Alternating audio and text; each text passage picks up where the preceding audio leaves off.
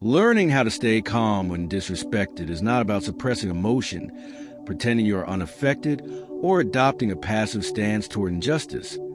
It is about cultivating inner sovereignty, and few exemplify this discipline better than Marcus Aurelius, the Roman emperor who ruled during war, plague, betrayal, and political intrigue, yet recorded in his private reflections, later compiled as meditations, a philosophy grounded in composure, rationality, and moral clarity. When someone disrespects you, the first impulse is often visceral, a surge of heat in the chest, tightening the jaw, a rapid internal narrative that says, "How dare they?" And Stoicism does not deny this physiological reaction, but reframes what follows, because the core Stoic insight is that external actions belong to others while your judgments about those actions belong to you, meaning the disrespect itself is an event, but the humiliation, rage, or resentment you feel arises from the interpretation you attach to it. And Marcus repeatedly reminds himself that people act out of ignorance, fear, insecurity, false beliefs about good and evil, and when you internalize the perspective, the insult becomes less a dagger aimed at your worth and more a symptom of another person's confusion. Staying calm, therefore, begins with cognitive pause, a deliberate interruption of the automatic retaliation script, where you ask, is my character harmed by their words? And according to Stoic ethics, your character can only be harmed by your own choices, not by someone else's opinion. So if a colleague mocks you publicly, or a stranger speaks condescendingly, or even a loved one dismisses you harshly, the Stoic response is not weakness, but discipline evaluation. Was what they said true, partially true, or false? If true, you have received information useful for self-improvement, and anger would only obstruct growth. If partially true, separate the signal from the noise and refine yourself without absorbing the hostility. If false, then no real damage has occurred because your integrity remains intact, and to be disturbed by falsehood is to grant it authority it does not possess. Marcus advises anticipating difficult people at the start of the day, telling himself he will encounter the meddling, the ungrateful, the arrogant, the deceitful, and by rehearsing this expectation, he inoculates his mind against shock, because disrespect often destabilizes us not due to severity, but due to surprise. And when you normalize the reality that flawed human beings will behave imperfectly, you reduce the emotional spike when it happens. Another essential Stoic technique is depersonalization without dehumanization, meaning you detach the event from your ego without stripping the other person of their humanity, recognizing that they, like you, operate within a limited perspective shaped by upbringing, culture, stress, and misunderstanding. And this shift transforms confrontation into observation, where instead of thinking they attacked me, you think a person acted according to their current level of awareness, which does not excuse harmful behavior, but prevents you from internalizing it as a verdict on your value. Calmness also depends on understanding the hierarchy of control, acknowledging that you cannot control others' speech, tone, or respectfulness, but you fully control your response, posture, words, and silence. And this realization is empowering because it shifts focus from external correction to internal mastery, and mastery is inherently stabilizing. When insulted, your breathing often becomes shallow and rapid. So a practical Stoic application is immediate physiological regulation, slow inhalation, extended exhalation, relaxed shoulders, because the body and mind form a feedback loop, and by calming the body you weaken the intensity of reactive impulses, giving reason space to operate.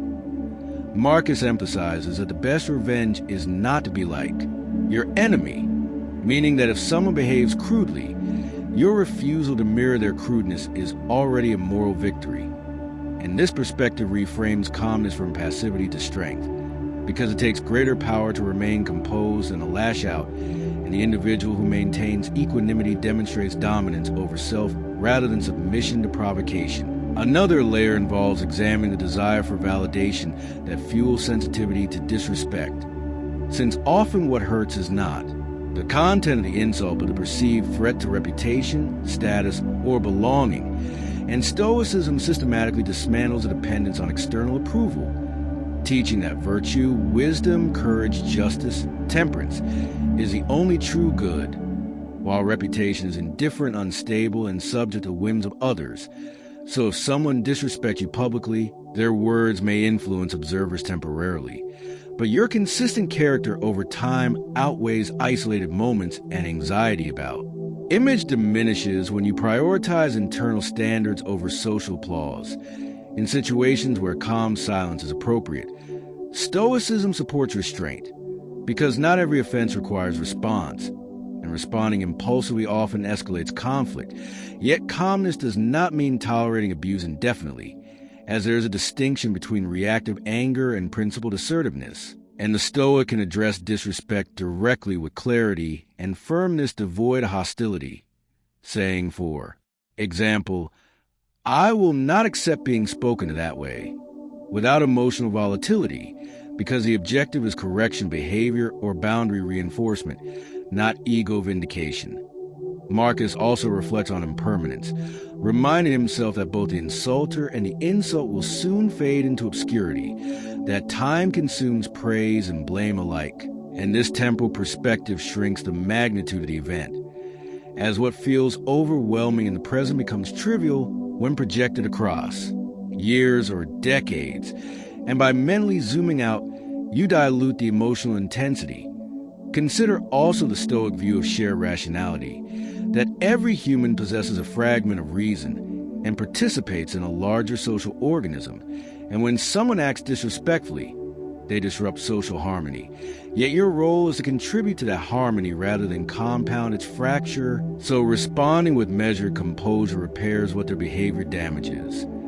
It is useful to analyze patterns in your own triggers, identifying specific contexts where disrespect affects you more deeply, perhaps authority figures, romantic partners, or public settings, and examine the beliefs underlying those sensitivities. Because Stoicism demands rigorous self-examination, and by challenging the belief, I must always be treated with visible respect to have worth, you uncover fragility and replace it with, my worth derives from my conduct, which is stable and self-determined.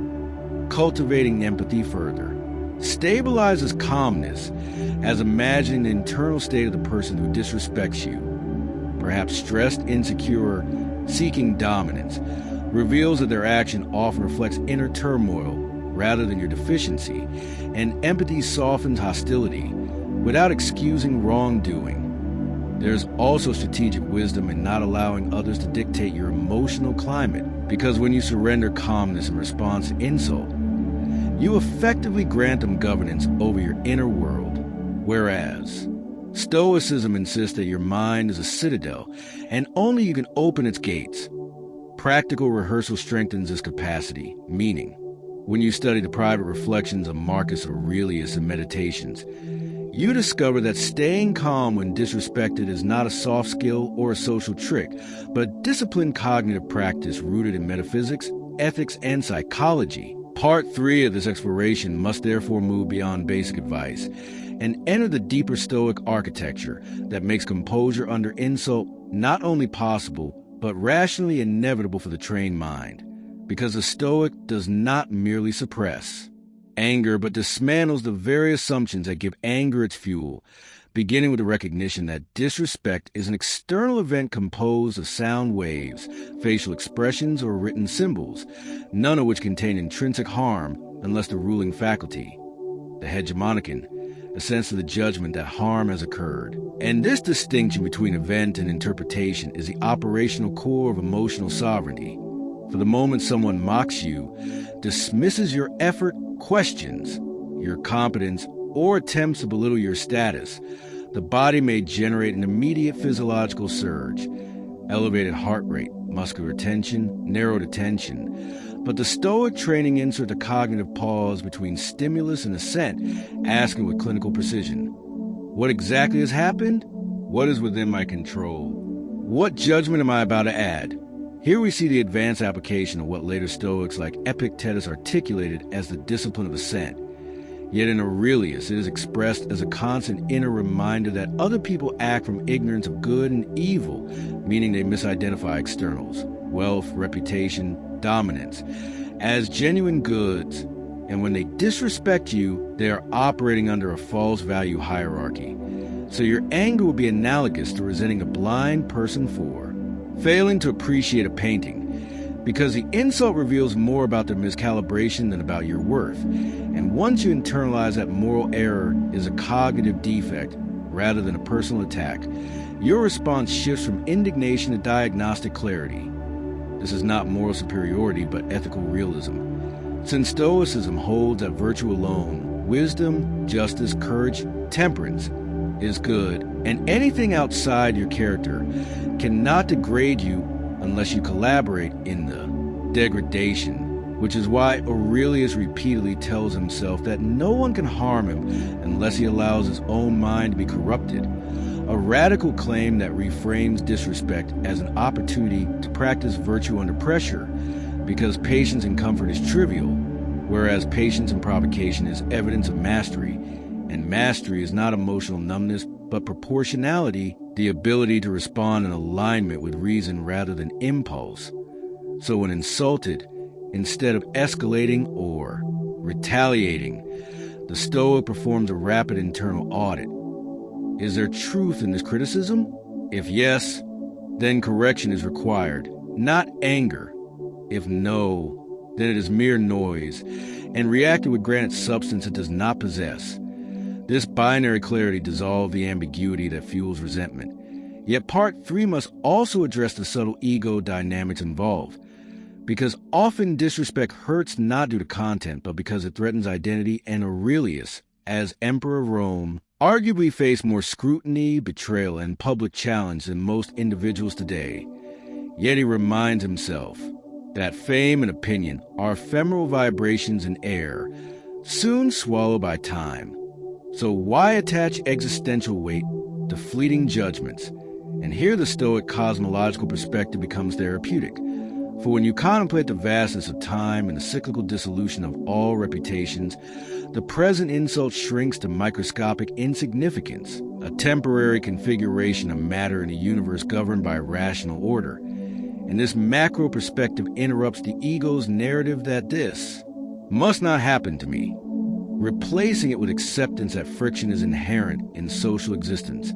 Because human beings, driven by partial knowledge and emotional volatility, will inevitably clash, and expecting universal respect is itself an irrational expectation that sets you up for perpetual disappointment.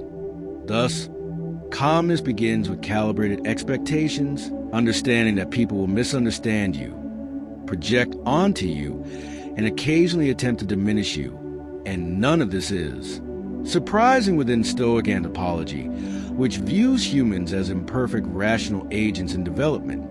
So when someone disrespects you, the event confirms the Stoic model rather than contradicting it, and confirmation does not require outrage.